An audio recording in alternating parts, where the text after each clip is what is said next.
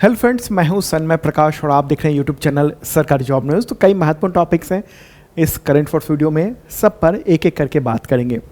चाहे एसएससी हो, टीचर हो, रेलवे हो या यूपीएससी हो, स्टेट पीसीएस हो, सबके लेवल का करंट अफेयर्स यहाँ पर देने जा रहा हूँ। तो शुरू करते हैं दोस्तों। और पहला इंपॉर्टेंट क्वेश्चन, बीसीसीआई के नए अध्यक्ष या कहें प्रेसिडेंट कौन बन गए हैं सितंबर 2025 में। अभी हाल ही में इलेक्शन हुआ था और निर्विरोध रूप से कौन विजयी हुआ है, वह है मिथुन मनहास। क्या नाम है? मिथुन मनहास। तो ये विजयी हुए हैं, मात्र 45 ईयर के हैं। तो बीसीसीआई के वो 47वें प्रेसिडेंट बन गए हैं, 47th अध्यक्ष बने हैं वो। बीसीसीआई फुल फॉर्म क्या होता है? Board of control for cricket in India. किसकी जगह ली है इन्होंने? रोजर बिन्नी के जगह ली है। ये रहा फोटोग्राफ, ये है, ठीक है। तो रोजर बिन्नी जो है वो 70 वर्ष की आयु पूरी कर चुके थे, तो उसके बाद उन्होंने पिछले महीने इस्तीफा दे दिया था। और मिथुन मनहास जो है वो निर्विरोध चुन लिए गए हैं, ठीक है। उनके बारे में बताऊँ, जम्मू कश्मीर से हैं मूलतः, और दिल्ली के लिए लंबे समय तक उन्होंने क्रिकेट खेला, फिर जम्मू कश्मीर से भी जुड़े रहे। फर्स्ट क्लास क्रिकेट में 157 मैचेज उन्होंने खेले हुए हैं और 9,700 से ज़्यादा रन बनाए हुए हैं उन्होंने। आईपीएल में दिल्ली डेयरडेविल्स, पुणे वॉरियर्स और चेन्नई सुपर किंग के लिए उन्होंने खेला हुआ है। इंटरनेशनल स्तर पर भारत की नेशनल टीम से कभी नहीं खेले वो, हालांकि उन्होंने फिर कोचिंग वगैरह दी अलग अलग जो टीम है उन सबको आईपीएल में, ठीक है। तो अब बीसीसीआई के वो अध्यक्ष निर्विरोध बन गए हैं, उन्होंने ज्वाइन भी कर लिया है। और जम्मू कश्मीर से आने वाले वो ऐसे पहले व्यक्ति हैं जो बीसीसीआई के अध्यक्ष बने हैं। कुछ और भी इलेक्शन हुए हैं। एक तो अध्यक्ष का हो गया मिथुन मनहास। उपाध्यक्ष कौन बने हैं? राजीव शुक्ला फिर से बन गए हैं, पहले भी थे उपाध्यक्ष। सचिव कौन बने हैं? सेक्रेटरी तो देवजीत सैकिया बने हैं।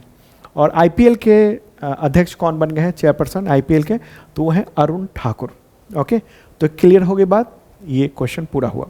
अब आगे बढ़ते हैं और अगला महत्वपूर्ण क्वेश्चन है, भारत का पहला सुपरसोनिक जेट मिग-21 एयरक्राफ्ट 26 सितंबर को रिटायर्ड कर दिया गया। तो इसे किस वर्ष यानी कब वायुसेना में शामिल किया गया था, इंडियन एयरफोर्स में? आंसर क्या होगा? 1963 में। कब? 1963 में। तो चंडीगढ़ एयरबेस पर इसको विदाई दी गई है इस बार, ठीक है। तो 1963 से सेवा में था और अभी सितंबर 2025 में इसको आधिकारिक तौर पर सेवा से हटा दिया गया।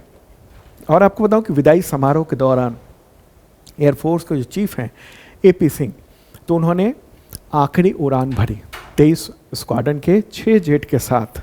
ओके, तो ये रहा फोटोग्राफ इसका, ये जेट। और इस समारोह में रक्षा मंत्री राजनाथ सिंह और तीनों सेनाओं के जो प्रमुख हैं वो सब वहाँ पहुँचे थे।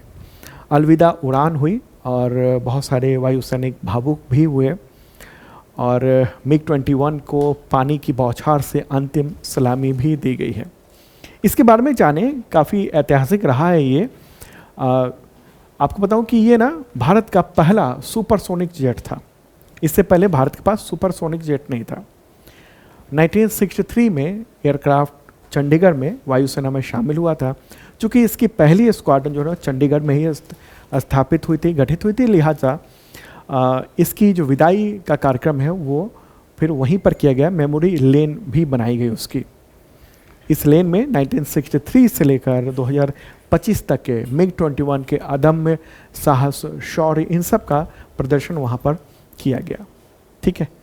और बहुत ही शानदार इसका इतिहास रहा है। सुपरसोनिक मिग-21 रशिया से भारत ने खरीदा था और फिर भारत में भी इसका निर्माण वगैरह जो है ना वो उसको लेकर काम हुआ था। और आपको बताऊं कि इसने 1965 में भारत पाकिस्तान युद्ध में बहुत ही ज़बरदस्त भूमिका निभाई थी। 1971 में जो बांग्लादेश मुक्ति संग्राम हुआ था उसमें बड़ी भूमिका निभाई थी।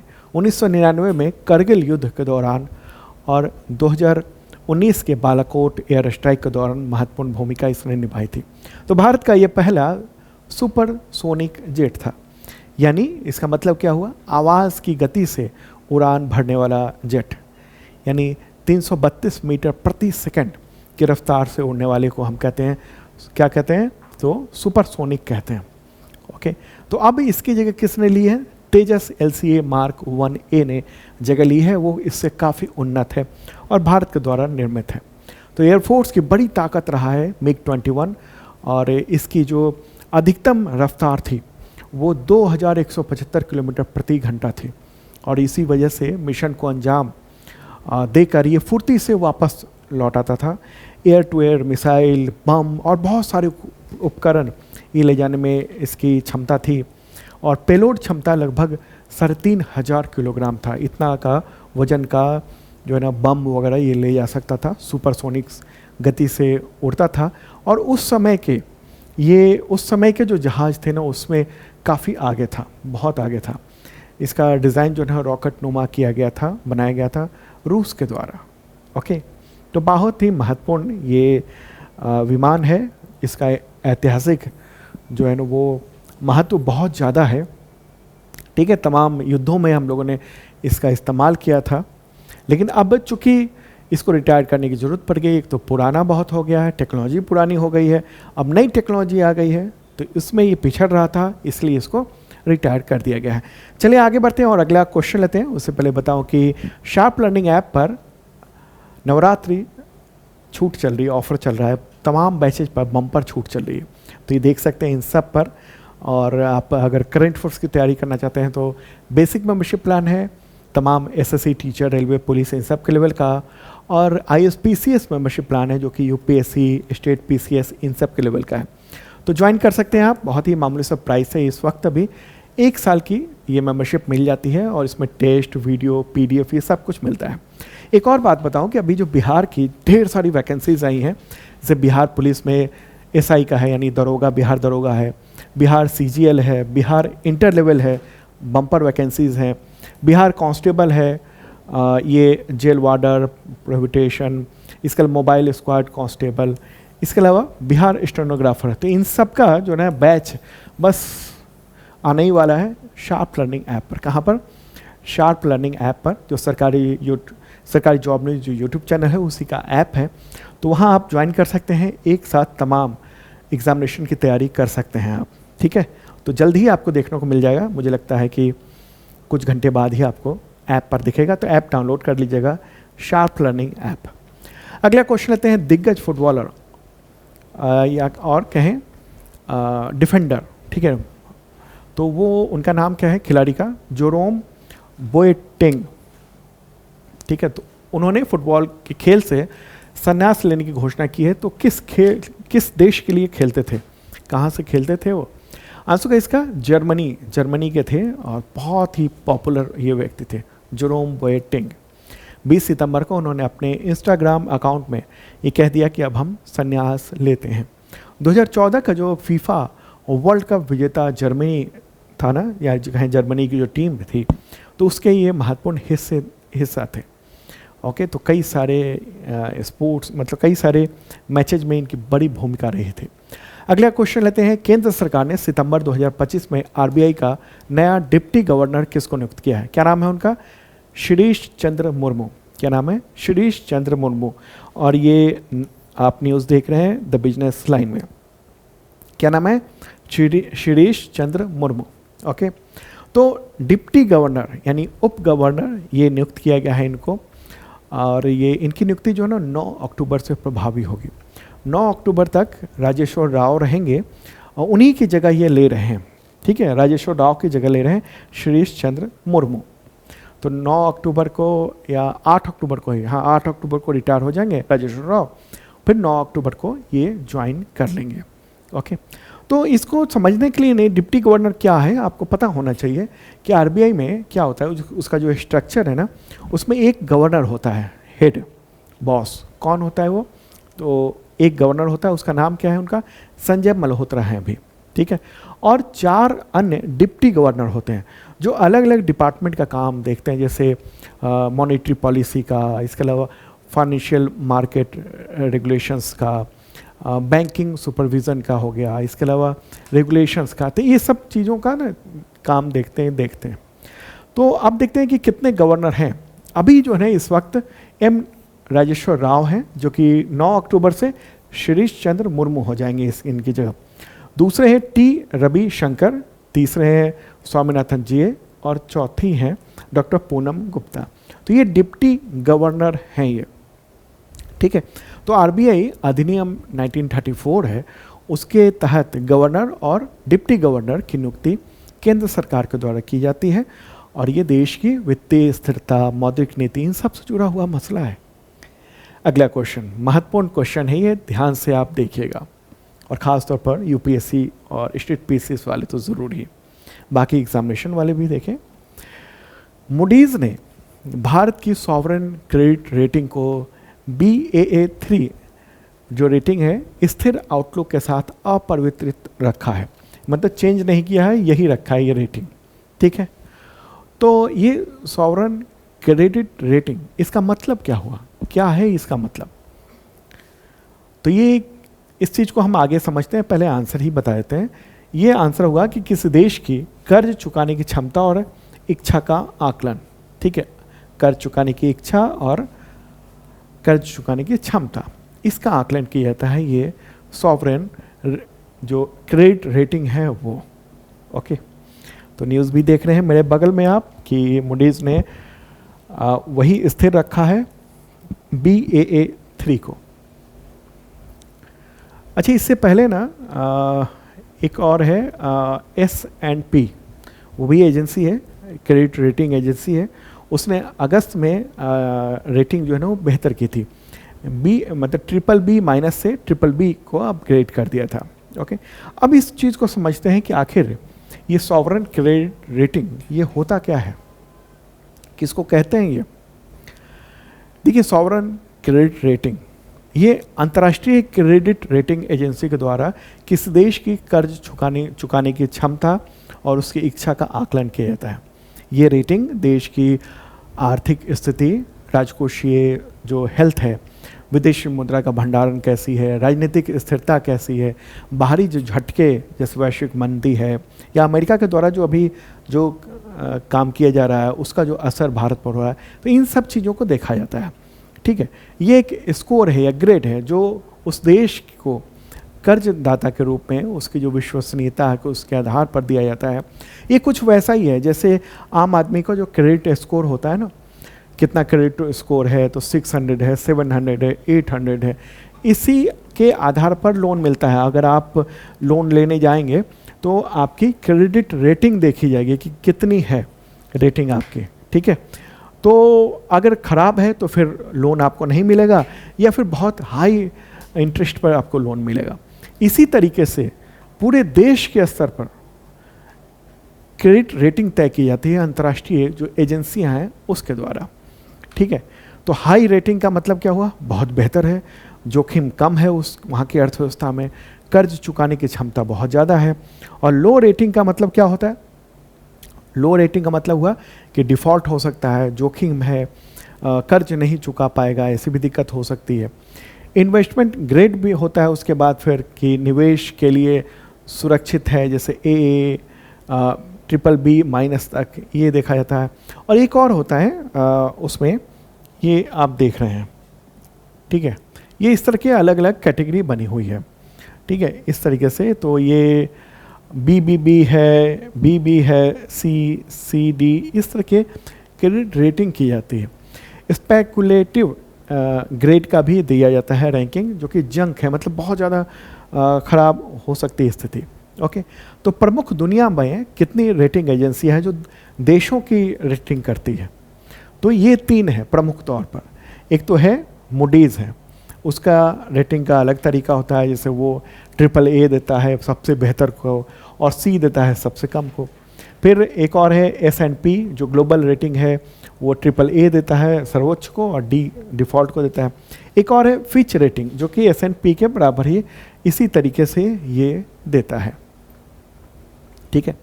तो ये तो इम्पॉर्टेंट बात है कि जो ये रेटिंग है वो भारत की कितनी कैसी है, क्या स्थिति है, इन सब के बारे में आपने जाना। अब ये देख लेते हैं कि भारत की जो रेटिंग आई है, जो ये जो डेटा मैंने यहाँ पर आपको दिखाया है, कितना है, Baa3। तो इम्पॉर्टेंट है, ये बोर नहीं होना है आपको अगर मज़ा नहीं आ रहा है तो। इसका मतलब क्या हुआ, ये जो रेटिंग मिली है भारत को, उसका मतलब है इसका मतलब ये है कि भारत की स्थिति बेहतर है अभी इस वक्त, ठीक है, इस वक्त भारत की स्थिति बेहतर है। ओके, भारत की रेटिंग जो ना आमतौर पर मतलब निम्नतम इन्वेस्टमेंट ग्रेड की में होती है, जो कि मध्यम जोखिम लेकिन मजबूत आर्थिक आधार वाला होता है। ओके, तो ये इस बार की जो रेटिंग है ना वो है। तो ताज़ा स्थिति जो 29 सितंबर को जारी हुई है, उसके मुताबिक मूडीज़ ने Baa3 रेटिंग पर बरकरार रखा है पहले की तरह। तो ये क्या, इसका क्या मतलब है कि जीडीपी जो है उसकी मजबूत वृद्धि हो रही है। भारत जो है ना वो तेज बढ़ती हुई प्रमुख अर्थव्यवस्थाओं में से एक है। मजबूत बाहरी स्थिति भी बेहतर है।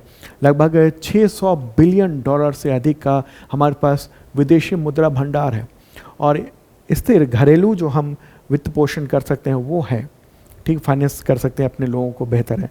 कुछ कमजोरियां भी हैं, जैसे राजकोषीय घाटा वो जो है वो चुनौती बना हुआ है। भारी कर्ज सरकार हर साल लेते जा रही है, तो डेट टू जीडीपी जो है ना वो उसकी स्थिति गड़बड़ हो रही है। और भी है जैसे short term local currency rating, उसको उसमें इसमें ये सारी चीज़ें भी रेटिंग की जाती हैं।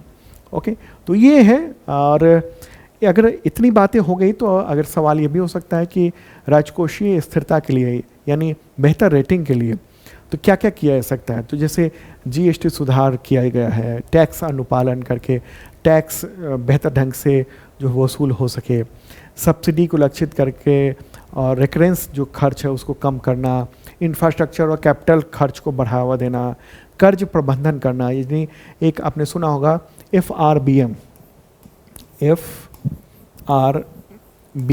इससे रिलेटेड भी क्वेश्चन आते हैं। FRBM क्या है? Physical responsibility and budget management act 2003 है। तो इस एक्ट में क्या बातें कही गई है? इस एक्ट में है कि राजकोषीय जो घाटा है वो 4.5% से ज़्यादा नहीं होना चाहिए, ठीक है, जीडीपी का। ओके, राजकोषीय घाटा क्या होता है? राजकोषीय घाटे का मतलब हुआ है कि आपने जो इनकम प्राप्त किया है, ठीक है, इनकम प्राप्त किया तो सरकार अपने खर्चे के लिए क्या करती है? लोन भी लेती है, तो लोन को साइडलाइन कर देना है, उसको नहीं जोड़ना है। और फिर आप खर्च कितना कर रहे हैं, खर्च करने में जो लोन चुका रहे हैं उसको भी हटा देना है, तो उसका जो बैलेंस होगा ना वो नुकसान में रहता है। इसी वजह से सरकार को हर बार विदेशों से लोन लेना पड़ता है। ओके, तो ये भी है, उसकी भी लिमिट है कि राजकोषीय घाटा जो है 4.5% से ज़्यादा नहीं होना चाहिए जीडीपी का। तो ये सब चीज़ें हैं, ये सब इम्पॉर्टेंट है जो आपने जाना।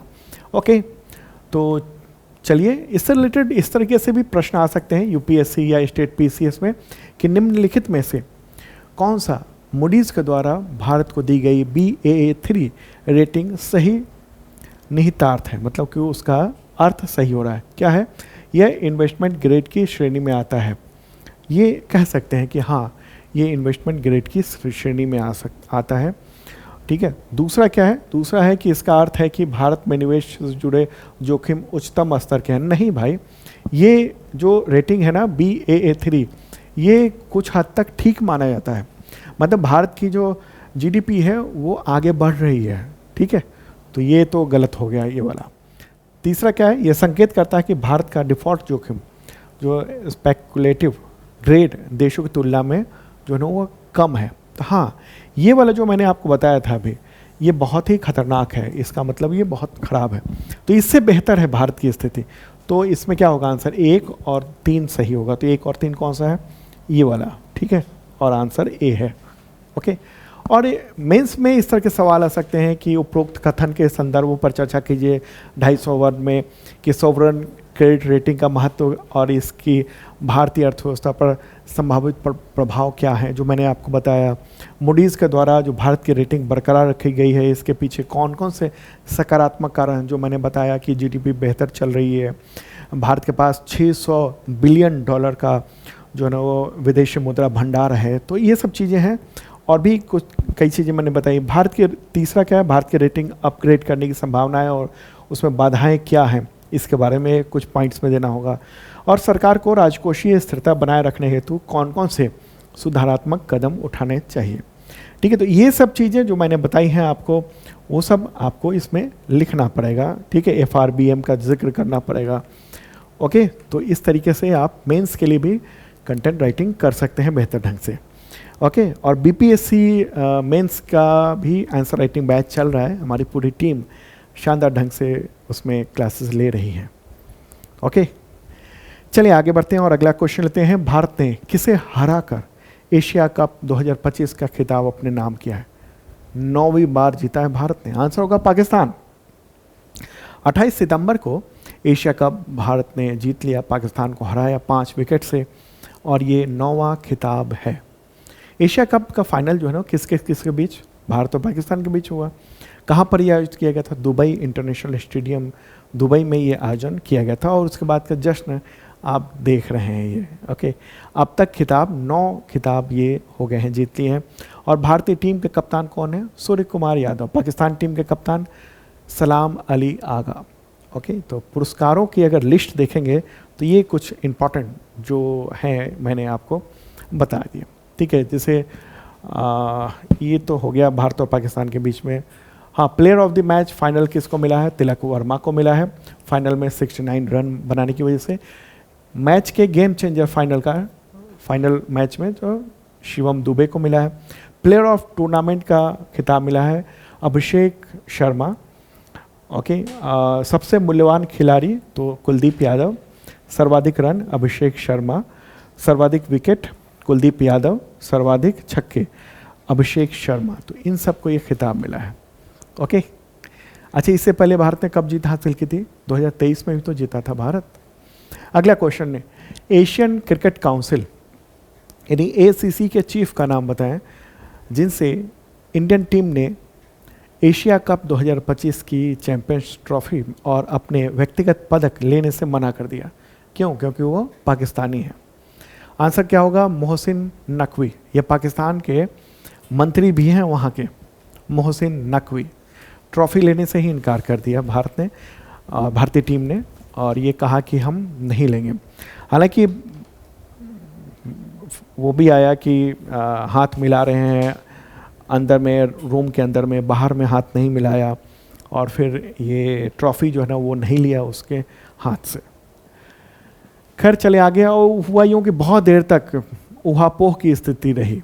ठीक है, वो खड़े रहे मोहसिन लेकर, और लेकिन भारतीय टीम वहाँ पहुँची नहीं। अगला क्वेश्चन, क्यों नहीं पहुँची थी? क्योंकि भारत और पाकिस्तान के बीच में तनाव था, उसको वजह से ये बताया गया।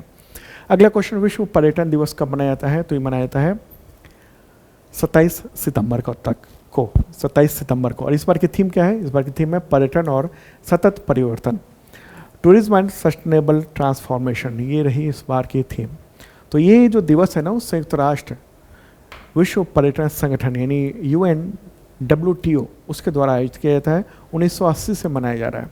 उद्देश्य यही है इसका कि पर्यटन की जो सामाजिक, सांस्कृतिक और आर्थिक और इसके अलावा पर्यावरणीय जो महत्व है ना उसको बढ़ावा देना। ठीक है, भारत की जो विकास दर है यानी GDP ग्रोथ रेट है उसमें पर्यटन का योगदान 5% के आसपास है, और 7 करोड़ 60 लाख लोग पर्यटन के क्षेत्र में जॉब करते हैं, उससे रोजगार है भारत का। 90 लाख हर साल 90 लाख से अधिक विदेशी पर्यटकों को भारत जो है ना वो आकर्षित करता है यहाँ पर भारत में। ओके, चले आगे बढ़ते हैं और अगला क्वेश्चन होगा, विश्व रेबीज दिवस कब मनाया जाता है? तो वो है 28 सितंबर को मनाया जाता है। और इस बार की थीम क्या है? अभी कार्य करें आप मैं समुदाय। ठीक है, 2025 की ये थीम है। रेबीज को लेकर बहुत ही दिक्कत है, कुत्तों को लेकर। अभी सुप्रीम कोर्ट में भी एक डिसीजन हुआ था, उसके बाद फिर एक आंदोलन सा चल गया। फिर सुप्रीम कोर्ट ने कहा कि नहीं कुत्ते को जो है, सारे कुत्ते को नहीं रखा जाएगा मतलब डिटेंशन या बाड़े में, बल्कि ऐसे कुत्तों को रखा जाएगा जहाँ जिससे नुकसान है या जिसको रेबीज के खतरे हैं, इस तरह की चीज़ें। ठीक है, आगे बढ़ते हैं। टाटा मोटर्स के नए MD और CEO कौन नियुक्त हुए हैं? क्या नाम है उनका? उनका नाम है शैलेंद्र चंद्र। ठीक है, शैलेंद्र चंद्र, और ये फोटोग्राफ भी आप देख रहे हैं। टाटा मोटर्स के नए MD और CEO बन गए हैं वो। तो दोस्तों ये था इंपॉर्टेंट करंट अफेयर्स। कल फिर मिलेंगे ताज़ा तरीन कंटेंट के साथ, और शार्प लर्निंग ऐप डाउनलोड करना मत भूलना। Okay, bye.